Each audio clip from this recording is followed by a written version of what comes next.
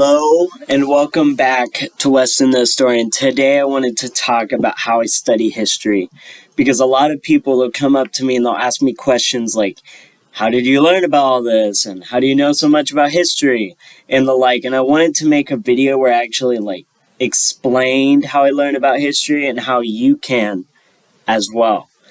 So typically I'll just come across some piece of history being talked about on social media, or I'll hear about it in real life.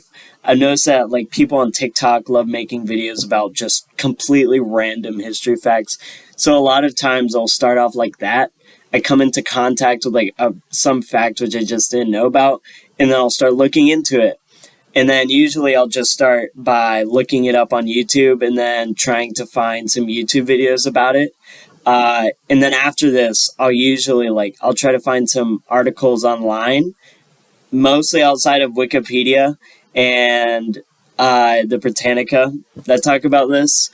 So I've learned a lot about history from literally just searching through articles. And if whatever subject this is, if it really piques my interest, I'll then try to find some books on it, and I'll learn even more about it. Sometimes I'll even try to find some first-hand accounts of whatever it is. For example, World War I really interests me, or at least it used to, not as much anymore, but it's still fairly interesting to me.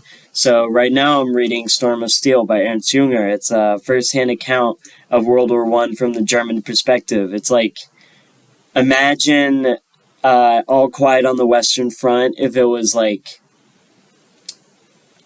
first-hand account and not fiction, Basically, that's what it is. So now I should talk about retention, How do you actually remember all this? So my best advice for remembering historical information is to just immediately write down or just talk about whatever it is you're learning. Just go up to your friends and start talking about it. So when this information, when it leaves your mind and it goes out into the world, and you hear your own voice talk about it or see your own handwriting about it, then you find it much easier to retain this information. I've found this to be true a lot of times. If something comes in to my mind, if I learn something and then I don't tell someone about it, or I don't write about it, or I don't make a video about it or something, I'm usually going to forget it. So being able to talk about it or write about it or text about it, it doesn't matter what you're doing.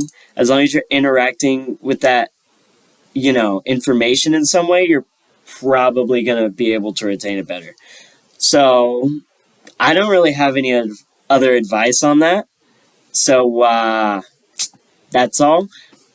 Please like and subscribe, and goodbye.